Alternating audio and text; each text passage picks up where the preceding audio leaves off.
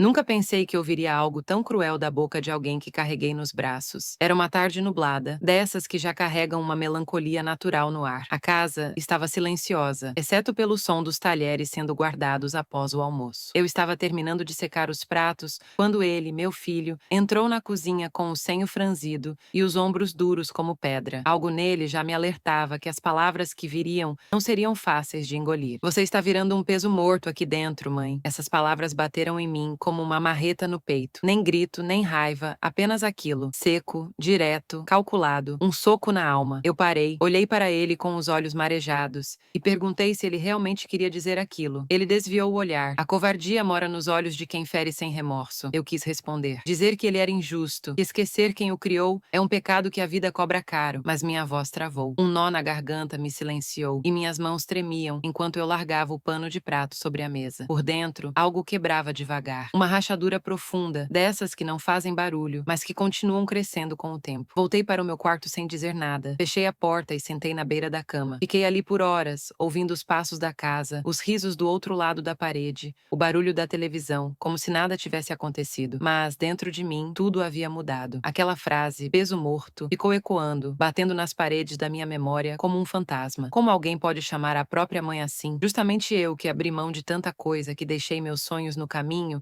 para que ele pudesse construir os dele. Naquela noite, não dormi. Fiquei olhando o teto, sentindo o peito doer em silêncio. Não chorei. A dor era seca, dura, como as palavras que recebi. E foi ali, no escuro do meu quarto, que percebi que talvez fosse hora de olhar para mim. Não para o que eu tinha dado, mas para o que ainda restava de mim depois daquelas palavras. No silêncio da madrugada, cada lembrança parecia gritar dentro de mim.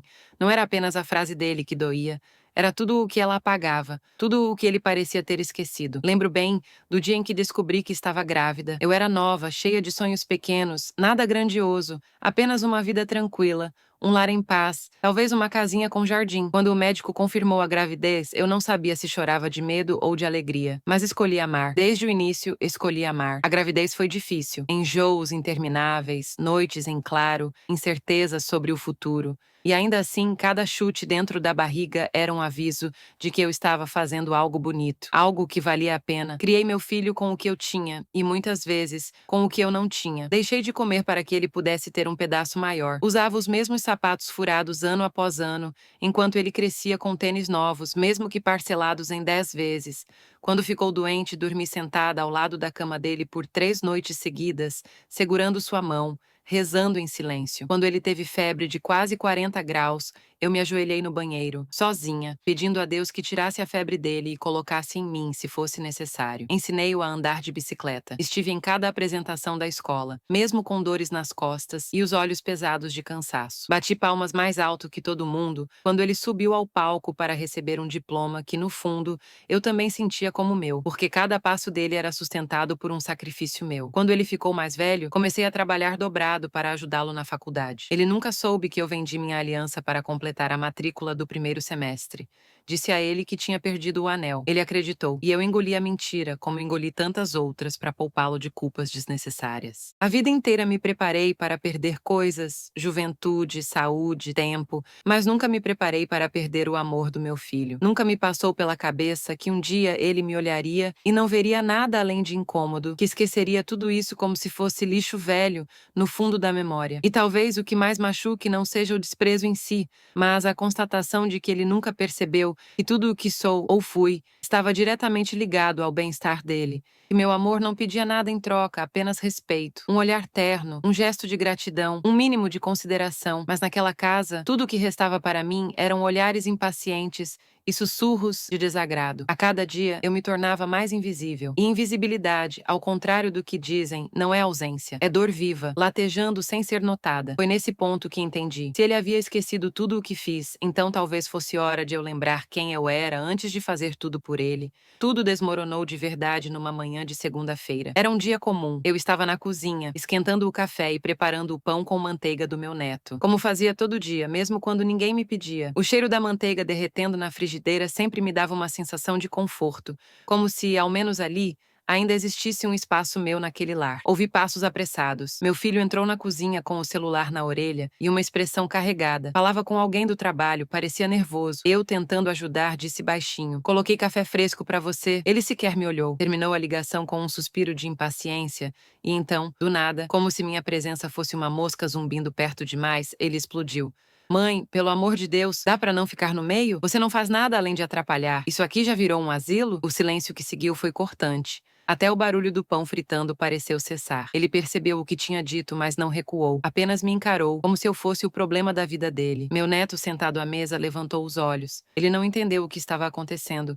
Mas eu sim. Aquela foi a gota. A frase que empurrou tudo o que eu vinha engolindo garganta abaixo há anos. Pela primeira vez não chorei, não retruquei, não pedi desculpas por estar no caminho. Apenas desliguei o fogo, deixei o pão ali na frigideira e fui para o meu quarto. Sentei na beirada da cama, com a xícara de café ainda quente entre as mãos, tremendo um pouco. Olhei para as minhas coisas empilhadas num canto, como se fossem bagagens de alguém que já não pertence ali. Foi naquele momento que uma sensação nova brotou em mim, estranhamente calma, como se uma corrente silenciosa estivesse me empurrando para fora do fundo do poço. Não era ódio, era clareza. Uma clareza dolorosa, mas necessária. Não era mais sobre mágoa, era sobre resgate, sobre voltar a ser dona de mim, mesmo que isso significasse sair da vida de quem já tinha me apagado há muito tempo. Era hora de parar de esperar um pedido de desculpas, de parar de tentar ser vista. Era hora de agir. E assim, sem lágrimas, sem barulho, eu comecei a planejar minha saída. Nos dias seguintes, me tornei invisível por escolha. Caminhava pela casa como um fantasma, escutava conversas sem participar, observava olhares sem responder. Eles pensaram que eu estava deprimida. "Deixa ela quieta, é só carência de velho", ouvi minha nora sussurrar certa noite. Carência? Não. Estratégia. A primeira coisa que fiz foi relembrar tudo que ainda era meu. Documentos, contas antigas, registros de propriedades, coisas que eu havia esquecido ou confiado aos cuidados do meu filho quando meu marido faleceu. A segunda foi vasculhar as gavetas trancadas do meu próprio passado,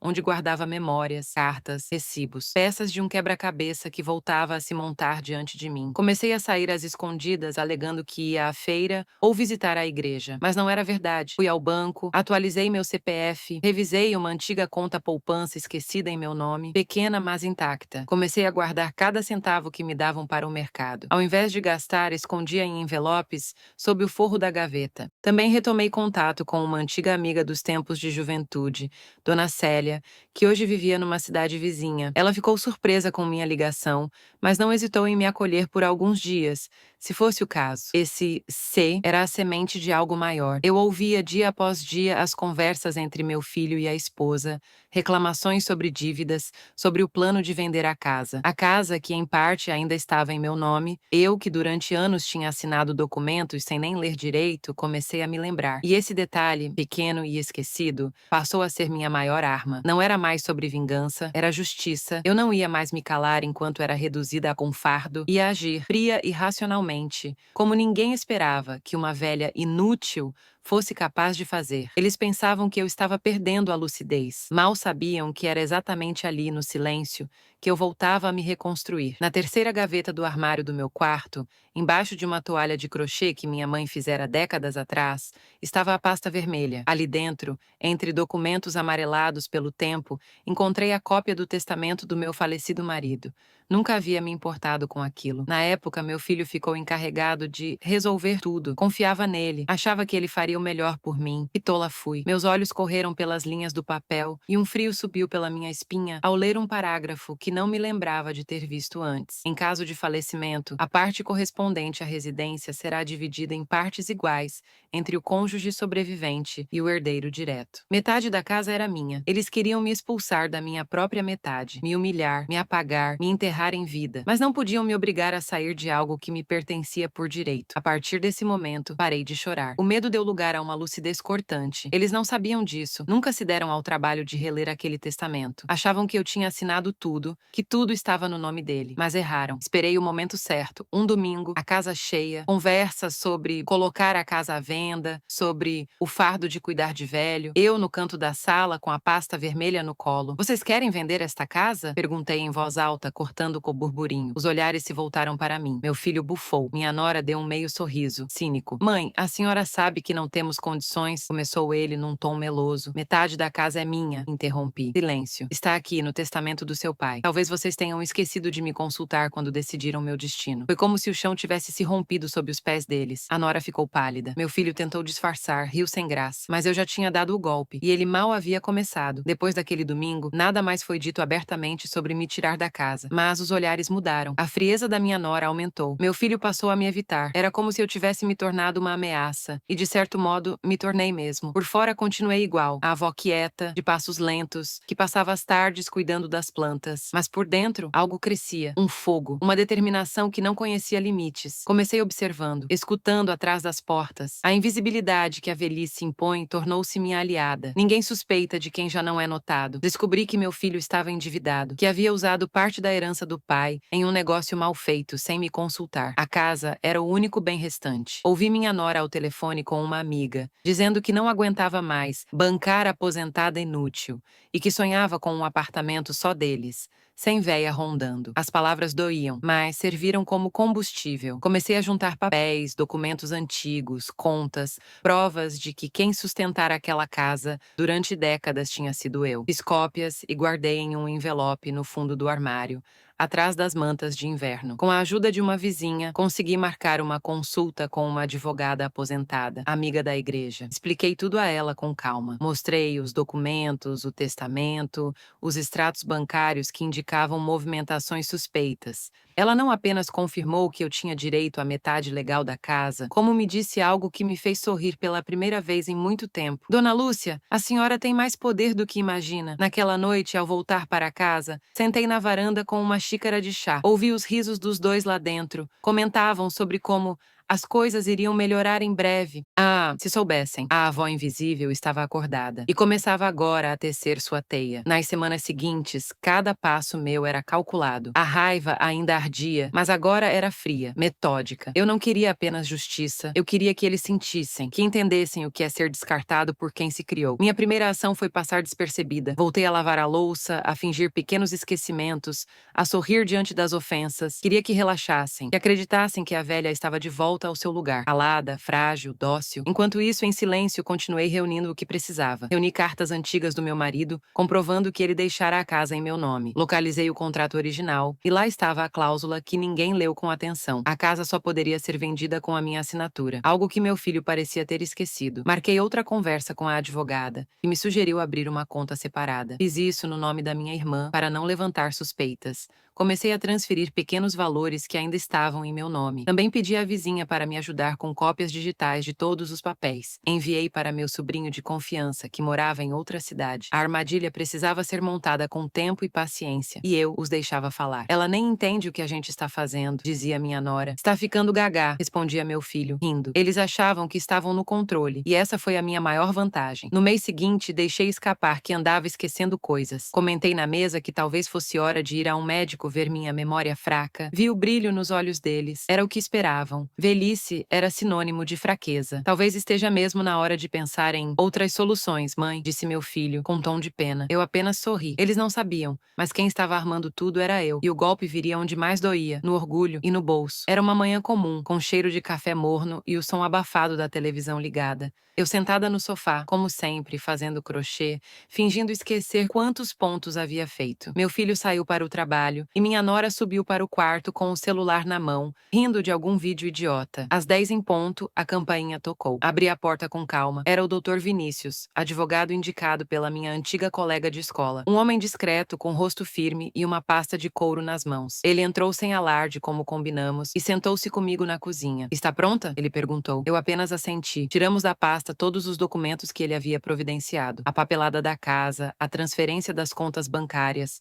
o registro da nova procuração, agora em nome da minha irmã, que cuidaria de tudo caso algo me acontecesse. Ele também trouxe um envelope lacrado, minha nova escritura, e removia qualquer possibilidade de venda ou transferência sem minha autorização expressa. Está tudo legalizado. Eles não podem fazer nada com o imóvel sem sua assinatura, e qualquer tentativa de interdição forçada pode ser contestada com seu histórico médico, ele disse. Mostrei a ele os exames recentes, todos em ordem, cérebro afiado como navalha. Só quem não via era quem não queria enxergar. Antes de sair, ele me deu um último conselho. Mantenha a calma, deixe que eles se queimem sozinhos, e quando for o momento certo, me avise. Balancei a cabeça em silêncio. Assim que ele foi embora, escondi os papéis no fundo falso do armário de roupas, dentro de uma mala antiga que ninguém mexia. Ainda era cedo demais para confrontos, mas agora eu tinha algo mais importante do que provas. Eu tinha o tempo ao meu favor, e eles seguiam agindo como predadores, rindo nas minhas costas, dizendo coisas como: ela mal sabe que já estamos vendo compradores, vamos viajar com o dinheiro da venda, amor. Cada frase dessas era como uma peça de dominó tombando.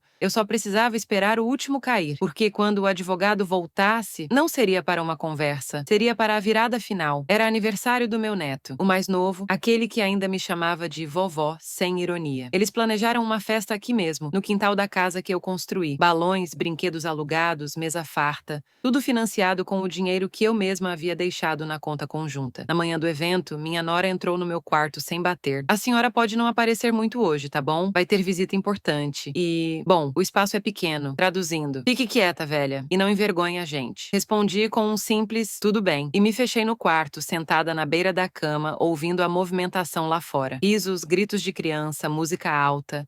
E eu ali dentro, com o som abafado, me lembrando que não pertencia mais nem à minha própria casa. Mas então, algo chamou minha atenção. A conversa entre meu filho e um homem desconhecido, que falava com voz de corretor de imóveis. É uma casa ampla, 2 suítes, quintal, edícula. Só estamos aguardando a liberação da documentação, meu filho dizia. O valor está ótimo. Assim que assinar, fazemos o depósito, respondeu o homem. Meu estômago revirou. Eles estavam fechando a venda da minha casa, ali, durante a festa do próprio filho, como se eu já não existisse. Mais tarde, durante os parabéns, chamaram todos para a frente do bolo, menos eu. Fiquei atrás da cortina da sala, vendo meu netinho procurar por mim com os olhos. Minha nora o impediu de me chamar com um gesto rápido, como quem afasta um cachorro da mesa. Foi quando decidi. Aquela seria a última vez que eles zombariam de mim. No dia seguinte, liguei para o Dr. Vinícius. Pode preparar tudo. Vamos antecipar a leitura, eu disse. Ele hesitou. Tem certeza? Eles acabaram de vender uma casa que nem mais pertence a eles. Está na hora de saberem disso. E desliguei. Naquele instante, não era mais dor o que eu sentia. Era a calma de quem sabia que a justiça, às vezes, se escreve com silêncio e paciência. A convocação foi feita de maneira oficial. Um envelope enviado para cada membro da família, meu filho, minha nora, até mesmo a irmã dele, que há anos fingia que eu não existia. O convite era claro. Leitura de um documento jurídico importante, presença obrigatória. Assinado pelo escritório do doutor Vinícius. A reunião foi marcada para um sábado, às 10 da manhã. Na sala do cartório, todos chegaram com ares de dúvida e impaciência. Meu filho, com expressão de tédio. Minha nora, visivelmente incomodada por ter sido arrancada de sua rotina de manicure e café com as amigas.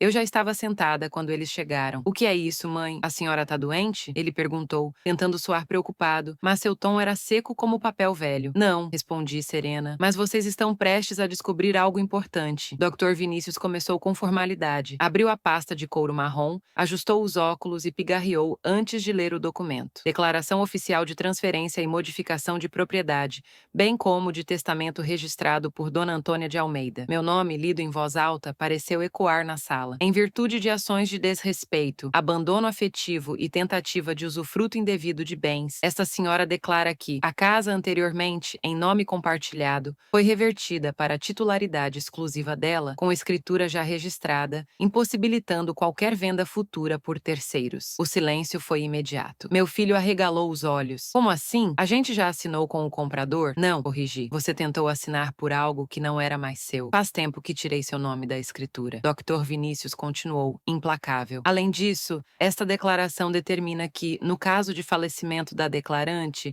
os bens não serão herdados por descendentes diretos, mas sim destinados a instituições beneficentes, exceto em caso de comprovação judicial de mudança de comportamento e reconciliação afetiva sincera. Minha nora bateu a mão na mesa. Isso é loucura. A senhora vai dar tudo para estranho? Olhei nos olhos dela e sorri. Estranhos me tratam melhor do que vocês. O rosto do meu filho se tingiu de vergonha e raiva ao mesmo tempo. Não era o dinheiro que o consumia, era na ideia de não ter controle, de ter sido enganado por alguém que ele subestimou. Mãe, a senhora não pode fazer isso com a gente, ele disse, quase implorando. Levantei-me com calma. Eu apenas devolvi a vocês o que me deram, o desprezo, e saí da sala com a dignidade que eles tentaram tirar de mim por tanto tempo. Nos dias que se seguiram à leitura do testamento, o silêncio dominou minha casa e, curiosamente, também o telefone. Ninguém me ligou, nenhuma mensagem, nenhuma visita. Pela primeira vez fui deixada em paz. E em paz eu permaneci. Não demorou muito para as consequências começarem a bater na porta deles. O comprador da casa, quando soube que o imóvel não tinha mais o nome do meu filho, desistiu do negócio. A raiva dele foi dirigida à esposa, como sempre. As brigas que começaram ali ecoaram pelas paredes do bairro. Minha neta, aquela mesma que mal olhava na minha cara desde que cresceu,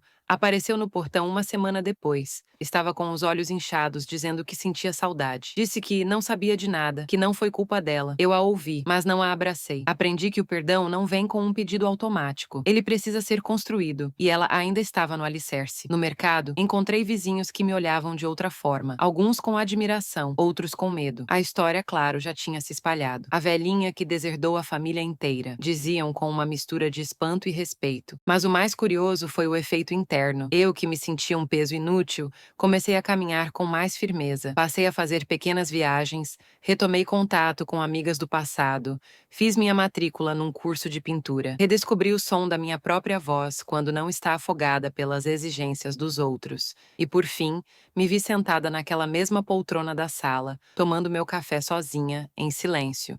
Mas um silêncio bom, um silêncio meu. Não me arrependo. Às vezes é preciso cortar os galhos podres para salvar o que ainda pode florescer. E mesmo no outono da vida, há tempo para brotar algo novo. Uma vida onde eu sou finalmente protagonista. Meu nome é Antônia, e essa foi a história de como transformei o desprezo em liberdade.